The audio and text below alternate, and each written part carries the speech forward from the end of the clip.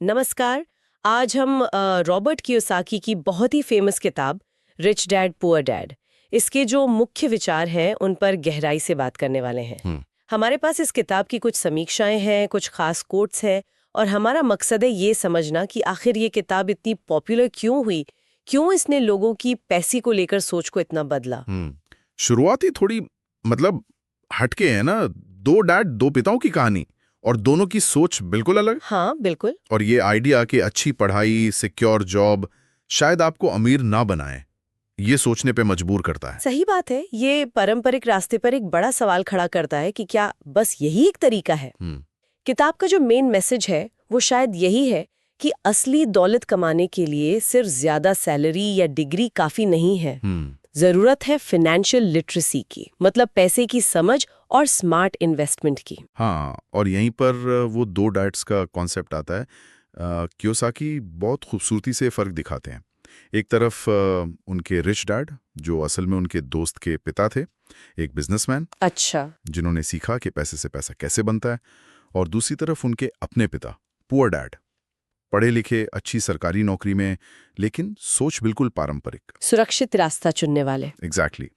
पैसे को लेकर दोनों की सोच में जमीन आसमान का फर्क था, और कियोसाकी इसी कॉन्ट्रास्ट से समझाते हैं कि क्यों कुछ लोग अमीर बनते जाते हैं। तो ये दो डैड्स वाली बात हमें सीधे उस कंसेप्ट पर ले आती है जो शायद इस किताब का सबसे ज्यादा डिस्कस किया जाने वाला हिस्सा है, एसेट्स बनाम लायबिलिटीज, संपत्ति और देनदारियां। हाँ बिल्कुल। कियोसाकी कहते हैं अमीर लोग संपत्ति यानी एसेट्स खरीदते हैं, जबकि गरीब और मिडिल क्लास अक्सर लायबिलिटीज खरीदते हैं, जिन्हें वो गलती से एसेट समझ लेते हैं। हाँ, और ये बहुत बहुत अहम बात है। मतलब ये सिर्फ डेफिनेशन की बात नहीं है। असल में कितने लोग अनजाने में ऐसी चीजें जमा करते रहते हैं जो उनकी जेब से पैसा निकालती हैं, और वो सोचते हैं कि वो वेल्थ बना रहे हैं। कियोसाकी ने इसी कंफ्यूजन को पॉइंट आउट किया। उनके हिसाब से एसेट वो है जो आपकी जेब में पैसा डाले, जैसे कोई रेंटल प्रॉपर्टी, स्टॉक्स, बॉन्ड्स या कोई बिजनेस जो आपके बिना भी चले। ओके। और लायबिलिटीज वो पैसा निकालती हैं, कार लोन, क्रेडिट कार्ड का कर्ज, यहां तक कि जैसा कि कियोसाकी कहते हैं, आपका अपना घर भी, अगर उसका खर्चा आपकी जेब से पैसा निकाल रहा है। मतलब घर, जिसे हम सबसे बड़ा एसेट मानते हैं, वो भी लायबिलिटी। ये तो काफी लोगों को चौंकाएगा। बिल्कुल, कियोसाकी का नजरिया यही है। अगर कोई चीज आपकी जेब में पैसा नहीं डाल रही तो वो एसेट नहीं है बल्कि लायबिलिटी हो सकती है। और यहीं से उनकी फाइनेंशियल एजुकेशन की बात शुरू होती है, जो स्कूल में नहीं सिखाए जाते। हाँ, स्कूल सिखाता है पैसे के लिए कैसे काम करें। कियोसाकी कहते हैं जरूरी ये सीखना है कि पैसा आपके लिए कैसे काम करे। तो मतलब सिर्फ कमाना नहीं, उसे मैनेज करना, उसे ग्रो करना सीखना। एग्जैक्टली। और इसके लिए अकाउंटिंग की बेसिक समझ, इन्वेस्टमेंट कैसे काम करता है, मार्केट की जानकारी, थोड़े टैक्स के नियम, ये सब जानना जरूरी हो जाता है। वो कहते हैं ये अमीरों की भाषा है। किताब में एक और बात है, सीखने के लिए काम करो, कमाने के लिए नहीं। मतलब जॉब सिर्फ सैलरी के लिए नहीं, स्किल्स सीखने के लिए करो, जैसे सेल्स, मार्केटिंग, लीडरशिप। हाँ, ये स्किल्स शायद किताबी ज्ञान से ज्यादा काम आए। और ये सब आखिर में जुड़ता है माइंडसेट से, सोच से।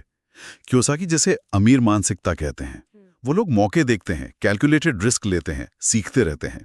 और गरीब मानसिकता, वो जॉब सिक्योरिटी में अटकी रहती है, पैसा खोने का डर, और अक्सर बड़े मौके छोड़ देती हैं। इस किताब की सफलता का एक बड़ा कारण शायद इसकी सिंप्लिसिटी है। कहानी की तरह समझाया है, मुश्किल बातें भी आसान लगती हैं। सही, इसने मोटिवेट बहुत किया लोगों को। और ये लोगों को एक्शन लेने के लिए इंस्पायर करती है। हाँ, वो तो है। लेकिन इसकी आलोचनाएं भी कम नहीं है। कई एक्सपर्ट्स मानते हैं कि इसमें प्रैक्टिकल स्टेप बाय स्टेप सलाह थोड़ी कम है। अच्छा। उदाहरण कभी कभी बहुत सिंपल लगते हैं, असल जिंदगी की कॉम्प्लेक्सिटी शायद मिस हो जाती है। कुछ सलाहें जैसे रियल एस्टेट में ज्यादा लिवरेज लेना, वो सबके लिए सही नहीं है, रिस्की हो सकता है। और हाँ, वो सवाल तो हमेशा रहा है कि रिच डैड सच में थे भी या कोई काल्पनिक किरदार थे। इन आलोचनाओं के बाद भी इसका इम्पैक्ट तो कमाल का रहा है। करोड़ों कॉपीज बिकी, कितनी ही भाषाओं में ट्रांसलेट हुई। बिल्कुल। इसने फाइनेंशियल फ्रीडम की चाह रखने वालों के बीच एक पूरी मूवमेंट शुरू कर दिया। तो अगर निचोड़ निकालें तो इस किताब की असली वैल्यू शायद टेक्निकल एडवाइस से ज्यादा माइंडसेट बदलने में है। ये पैसे, काम और वेल्थ क्रिएशन को देखने का हमारा नजरिया बदलती है। सही कहा। एक तरह से ये फाइनेंशियल जर्नी शुरू करने के लिए पहला पुश हो सकती है। बिल्कुल। ये किताब कैसे करें से ज्यादा क्यों करें पर फोकस करती है। ये अंदर एक इच्छा जगाती है फाइनेंशियल फ्रीडम की, इसे एक मोटिवेशनल बेस की तरह देखना चाहिए। हाँ, जिसके बाद फिर आपको और गहराई में जाना होगा, प्रैक्टिकल चीजें सीखनी होंगी। सही। और यहीं पर एक सवाल मन में आता है कि इतनी आलोचनाओं के बावजूद और इतना समय बीत जाने के बाद भी कियोसाकी के ये आइडियाज आज भी इतने रेलेवेंट और पावरफुल क्यों हैं?